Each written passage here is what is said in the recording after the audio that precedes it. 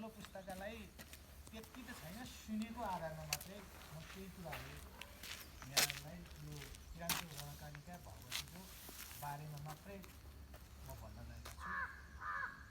यो किरान्चोक रणकालिका यो चाहिँ कालिका हो।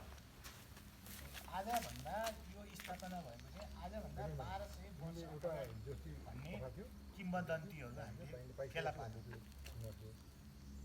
र त्यो बेलामा पनि कसरी चाहिँ फेला परेर कसरी यहाँ कालिका भयो भन्ने सवालमा ती किम्बदन्तीहरू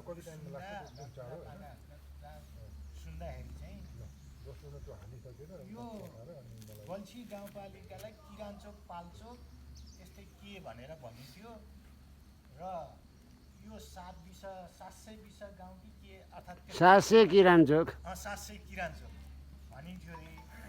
यतिमा चाहिँ साह्रै नै यहाँका बासिन्दाहरूले साह्रै दुःख पाउनुभयो।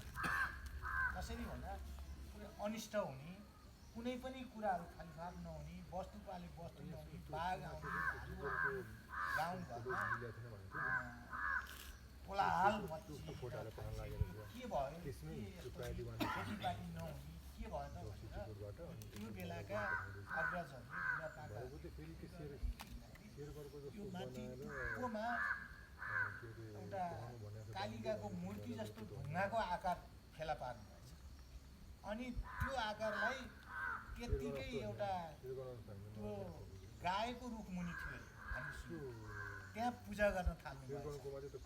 अनि आएर त्यहाँ पूजा गर्न गाउँलेहरूले सबैले पूजा गर्न थालिसकेपछि अनि देवी कालिका देवी भनेर अनि बलि दिने थोरै थोरै चलन थियो अरे बलि दिने चाहिँ त्यति थिएन। पूजा गर्न थालेपछि गाउँमा अनिष्ट हराएर गयो, खलिफाप हुन थाल्यो रे भन्ने हामीले सुन्यौँ। अनि त्यसपछि अब यस्तो शक्तिका देवी कालिका देवी अब यसको त हामीले संरक्षण गर्नुपर्छ भनेर त्यो बेला आजभन्दा 1200 वर्ष अगाडिदेखि अनि यसलाई अब कसरी संरक्षण गर्ने भनेर पहिला एउटा छारी मुनि पूजा गर्न थालेको ढुङ्गाको मूर्तिलाई बिस्तारै छाप्रो बनाउने, जसरी समय विकासक्रम अगाडि बढिरहेको छ त्यसरी यसलाई पनि विकासक्रम अगाडि बढाउने क्रममा अनि पछि यो मन्दिर हुनुभन्दा अगाडि चाहिँ लगभग यो कुटी छ नि हाम्रो यस्तै हिसाबको चाहिँ मन्दिर स्थापना गरिएको थियो। तपाईँहरूलाई सम्मको यो भाग्य चानसले मैले पनि यो मन्दिर पहिला कस्तो थियो भनेर मैले अलिअलि याद चाहिँ थियो। अनि धेरैजना मान्छेहरूले यो निर्माण भइसक्नुभन्दा अगाडिको मन्दिर कस्तो थियो भनेर सोध्नु भएको थियो। मैले अनि हिजो चाहिँ कहाँबाट यो फोटो फेला पारेर धेरै साथीहरूसँग बुझ्दै फोटो फेला पारेर यो अवस्थामा चाहिँ यो मन्दिरलाई चाहिँ पहिला धेरै अगाडि चाहिँ यो अवस्थामा थियो। यो कुटी जस्तै अवस्थामा बनाएर पूजा गर्न थालिएको थियो। र अनि त्यसपछि तपाईँको यसरी यो मन्दिर विकसित हुने यो पुरै यो सल्लाहधारी यो यहाँ रमणीय ठाउँ पहिल्यैदेखिको यो रमणीय ठाउँ, यो बाटो थिएन, हिँडेर आउनु पर्थ्यो। त्यो बेलामा पनि मान्छेहरू धेरै आउनुहुन्थ्यो यहाँ भाकल र यो एरियाको यो अहिलेको हालको यो गजुरी गाउँपालिका र गल्छी गाउँपालिका र पछि यो कल्लेरी गाउँपालिका भन्ने यति एरियाको मान्छेहरूको त झन्डै निम पूजा जस्तै हुन्थ्यो। वर्षको एकचोटि आएर पूजा गर्नुहुन्थ्यो यहाँ अनि भाकल गर्नुहुन्थ्यो। अनि बलिको सिस्टमहरू पनि आयो। बलिको सिस्टम चाहिँ प्रायः चाहिँ पछि आयो हो भन्ने हामीले सुनेको छौँ। त्यो पछि पनि कसरी आयो भने अब हामीले नि इतिहासमा पाएको कुरा त्यहाँ साइनबोर्डमा पनि हामीले लेखेका छौँ। नेपाल एकीकरण कालमा पृथ्वीनारायण शाहले नुवाकोट आक्रमण गर्न जानुभयो अरे। जानुभएपछि त्यहाँ पराजित हुनुभयो अरे, त्यो पहिलोचोटि पराजित हुनुभयो अरे। अनि त्यसपछि उहाँ सिधै काशी जानुभयो अरे, मैले पनि पढेको सुनेको। काशी गएर अनि काशीबाट फेरि आक्रमण गर्न अब पहिला चाहिँ उहाँको चाहिँ तात्पर्य के थियो भने नुवाकोट पहिला जित्न पाए अनि अरू चाहिँ अलिक सजिलो हुन्थ्यो भन्ने थियो र फेरि नकोटै आक्रमण गर्न जान्छु भनेर काशीबाट फर्केर आउँदा यो बाटो भएर आएर यहीँ ठ्याक्कै बास बसेर यहाँ आशीर्वाद मागेर हे देवी म नकोट जित्न सकौँ, म तपाईँको थानमा ल्याएर बलि दिन्छु, बोका काट्छु भनेर युद्धमा जानुभयो। युद्धमा गइसकेपछि उहाँले जित्नु भएछ। जितेर फेरि फर्केर आएर यहाँ आएर अनि बोका काटेर भैभाकल बुझाएर जानुभएपछि रणभूमिमा परेर आएर यहाँ दर्शन गरेको र भाकल बुझाएको हुनाले अनि त्यो बेलादेखि चाहिँ रणकालिका भनेर राखिएको भन्ने चाहिँ हामीले सुनेका छौँ।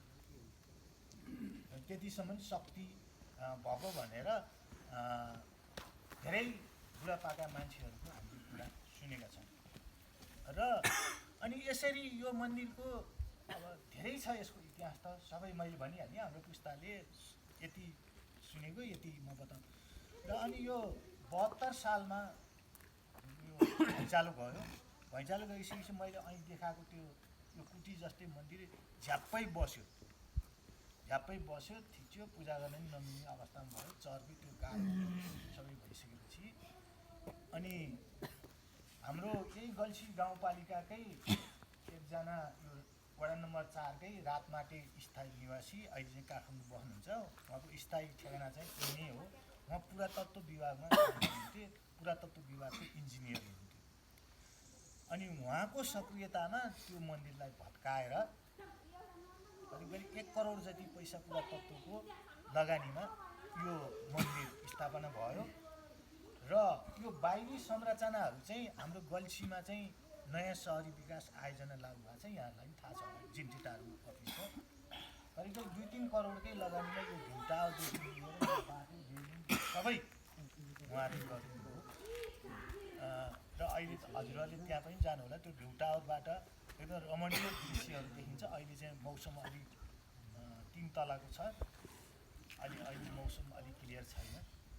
तैपनि त्यहाँ जो कोही आउने मान्छेहरू यो भ्यू टावर र यो शक्तिका देवी छन् जे त्यहाँ कस्तो हो भनेर अहिले यो पछिल्लो समयमा त शनिबार र पूर्णे अनि यो नयाँ वर्ष दसैँ त्यहाँ त लाइन लाग्नु पर्ने अवस्था भयो।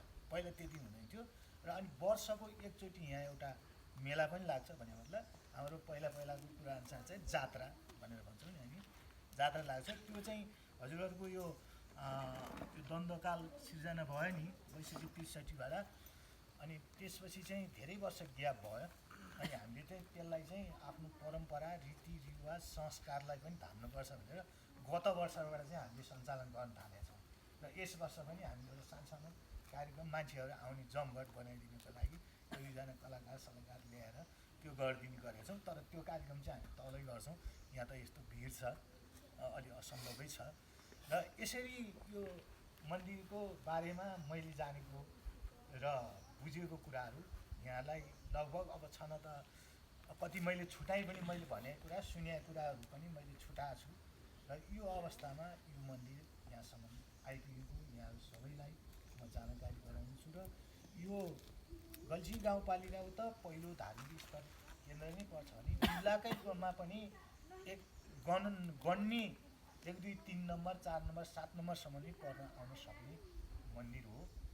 र मान्छेहरूले अब के हो, अब मैले यस्तो भनेको थिएँ, यस्तो पुग्यो, त्यही भएर म पूजा नआयो पनि भन्नुहुन्छ है। हामी सुन्छौँ सुन्छौँ यसरी अहिले। र हाम्रो यो समितिको अहिले यो संरक्षण समिति, व्यवस्थापन समिति भनेको छ, यसले चाहिँ हामीले यसलाई अहिले चाहिँ के प्राथमिकता दिएका छौँ भने यसको सर सफाइ, पानी, बत्ती, शौचालय र मान्छेहरूलाई आएका मान्छेहरूलाई व्यवस्थापन गर्ने, मिलाउने, उहाँहरूलाई कुनै पनि कुराहरू अप्ठ्यारो नपरोस् भनेर गर्ने र यो मन्दिरकोलाई एउटा देशकै सांस्कृतिक सम्पदामा पुर्याउने हिसाब किताबले प्रचार प्रसार गर्नमा चाहिँ हामी अग्रसर भएका छौँ अहिले र गरिरहेका छौँ। र पनि चाहिँ यो 2 वर्षको बिचमा धेरै प्रगतिहरू भएर हामीले व्यवस्थापन पक्षमा पनि त्यत्तिकै मिलाइराखेका छौँ। जस्तो अहिले हामीले पुजारीको व्यवस्था थिएन। पुजारी अब गाउँबाट एकजना फुर्सदको बेला आउँथे, फुर्सदमा पूजा गर्थे, अनि जो कोही भक्तजनहरू आउनुहुन्थ्यो पूजा गर्ने जाने त्यो अवस्था थियो। तर अहिले हामीले स्थायी रूपले नै यहाँ एउटा घर छ पुजारी बस्ने नै घर, खाइरूपले नै उहाँ बस्नुहुन्छ, यहाँ स्थानीय नै पर्नु भएको छ। उहाँलाई हामीले मासिक रूपले तलब भत्ताकै व्यवस्था गरेर राखेका छौँ। यो पानी थिएन, यो पानी करिब यहाँबाट 7-8 किलोमिटर माथि जानुपर्छ। अहिलेको देखिँदैन त्यो डाँडो, त्यति टाढाबाट पानी ल्याएको छौँ। धेरै योभन्दा पनि माथि औलो ठाउँबाट पानी ल्याएको छौँ।